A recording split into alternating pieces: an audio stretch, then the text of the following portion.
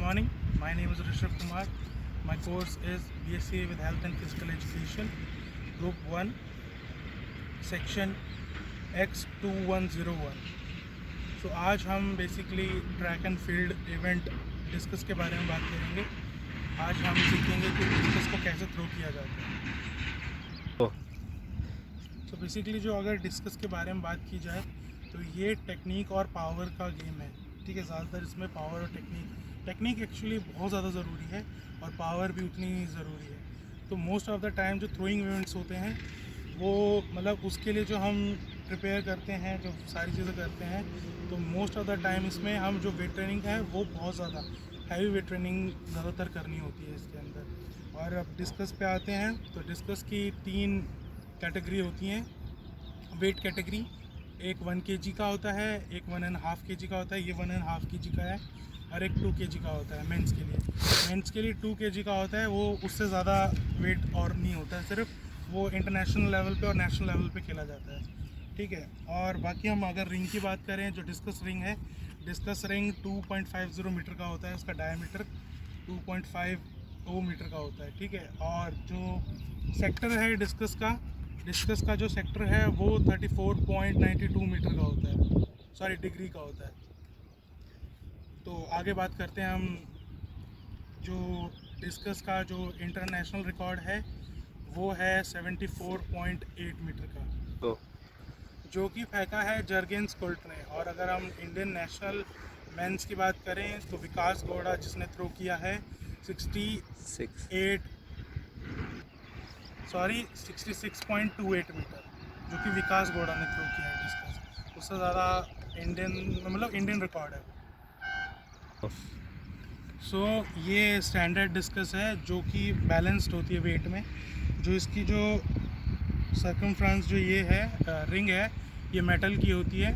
और ये मेटल की इसीलिए होती है ज़्यादातर, ये इसलिए वो प्रेफर करते हैं इसको, तो क्योंकि इसलिए इसे प्रेफर करते हैं क्योंकि जो इसका एंगुलर मोमेंट होता है जिससे कि थ्रो में स्टेबिलिटी आती है, और जो नंबर ऑफ टर्न्स जितने ज़्यादा होते हैं उतना डिस्टेंस कवर करती है डिस्कस. सो इक्विपमेंट्स में एक तो ये डिस्कस जो यूज़ होता है, और बाकी आते हैं हम रोटेशनल शूज़ पे, जो नॉर्मल शूज़ से अलग होते हैं, फ्लैटेड, और जो कि हमारा जो फ्रिक्शन है उसे कम करते हैं और रोटेशन के लिए मदद देते हैं. ठीक, उसके अंदर क्या होता है कि आपको स्टेबिलिटी देते हैं रोटेट करने की और अच्छा थ्रो करने के लिए. बेसिकली इसके अंदर जो हमारा एंकल मूवमेंट है वो ज़्यादा होता है, और उसी से हम पावर जनरेट करके एक डिस्कस को थ्रो करते हैं. बेसिकली ये जो शूज़ होते हैं इन्हें बहुत सारी कंपनियां बनाती हैं, लेकिन मोस्ट ऑफ द टाइम जो नाइक है, नाइक जूम रोटेशनल 6, वो ज़्यादातर इंटरनेशनल और नेशनल लेवल पे यूज़ होते हैं. और वो shoes most of the time बिल्कुल बेस्ट फॉर दिस गेम माने जाते हैं. सो अब आते हैं टेक्निक पे. टेक्निक्स के अंदर 3 स्टेजेस होते हैं. वैसे टेक्निक अगर देखी जाए तो एक तो नहीं होती, वेरियस टाइप की अलग अलग होती हैं. जैसे कि टेक्निक में आता है आप डिफरेंट टाइप ऑफ कैसे पकड़ते हैं आप डिस्कस को, अलग अलग तरीके से. कोई नॉर्मल सीधा पकड़ता है, कोई जो ये वाली टेक्निक यूज़ करता है.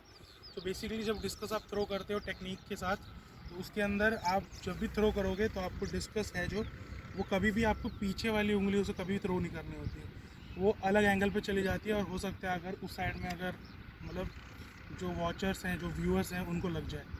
सो आपको बेसिकली जो इसका मेन पर्पस है वो आप आगे से ही थ्रो करना होता है, वरना वो फाउल भी काउंट होता है.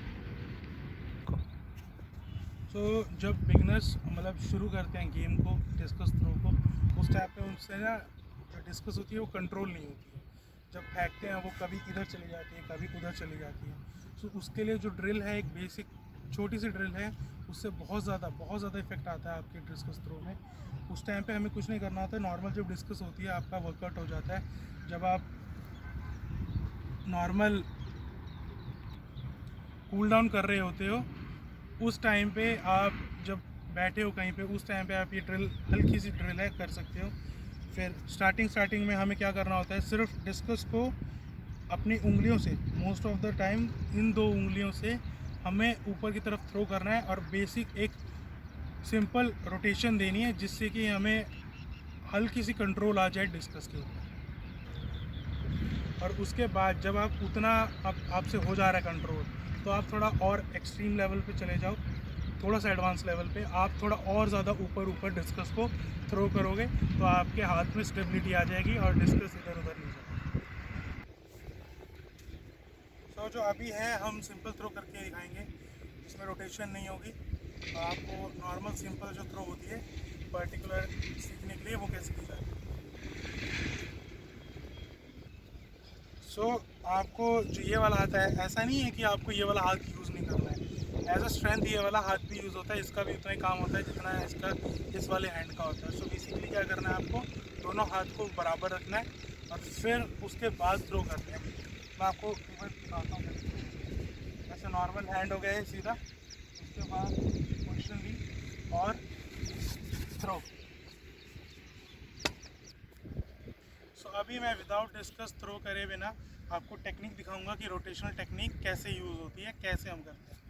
सो बेसिकली हमें ऐसे जैसे डिस्कस कहते हैं वैसे स्टैंड करना है और हमें क्या करना है, इस वाले पैर को जैसे हम मूव करते हैं, स्किट करते हैं, ऐसे ऐसे स्किट करना है। उसके बाद जब हम इस पे पूरे पे अपने लोड पे आ जाएंगे इस वाले पैर पे, उसके बाद टर्न करके ये वाला पैर है हमारा टैप होना चाहिए, ताकि टैप के साथ हम पूरी पावर जनरेट करके थ्रो के अंदर लगा सकें। तो ऐसे खड़े होना है, ऐसे डिस्कस की।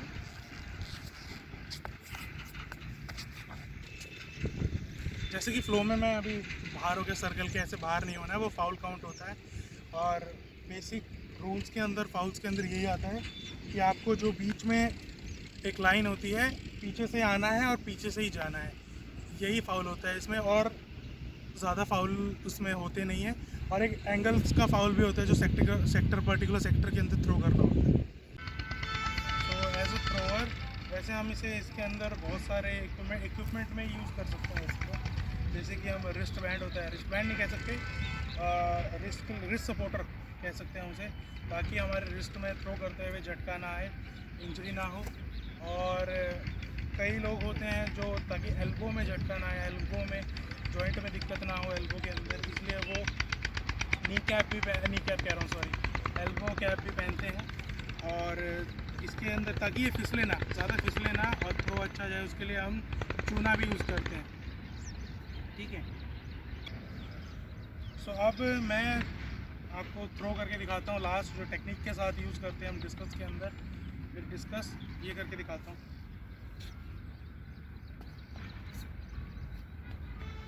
मैं आपको पूरा डेमोन्स्ट्रेशन दे देता हूँ कैसे आपको क्या करना है। जैसे आप उससे बाहर हैं, आपका जो नाम कॉल होगा, उसके बाद आप रिंग के अंदर जाएंगे, आपको पीछे से अंदर जाना है, वहाँ पे उसकी जो मिडल लाइन होती है वो मिडल लाइन होगी, उसके बाद आपको थ्रो करना है।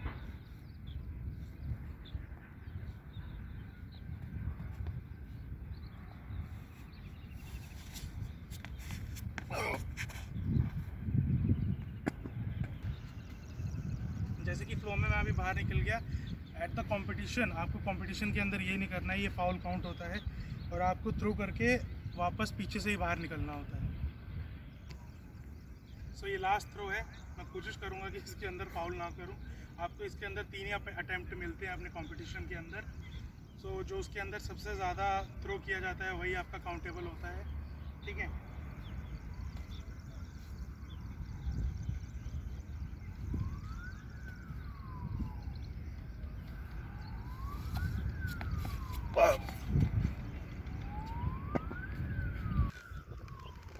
सो आज के लिए बस इतना ही। Thank you. मैं चाहता हूँ कि सभी लोगों को ये वीडियो मतलब काम आए और जो मैंने डेमोन्स्ट्रेट किया है वो यूज़फुल हो। Thank you.